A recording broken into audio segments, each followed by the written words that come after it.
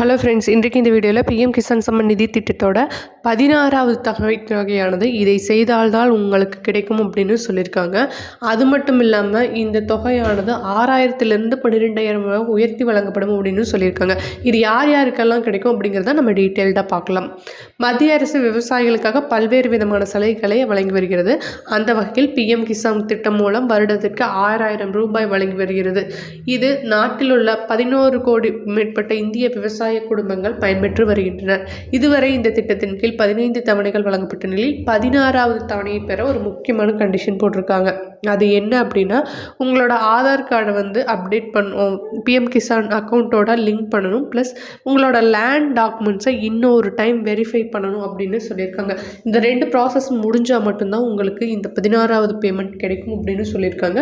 அது மட்டும் இல்லாமல் வரும் பிப்ரவரி 1ஆம் தேதி மத்திய பட்ஜெட் தாக்கலின் போது பெண் விவசாயிகளுக்கு 6000 ரூபாயிலிருந்து 12,000 ரூபாயாக உயர்த்தி வழங்கப்படும் அப்படின்னு சொல்லியிருக்காங்க.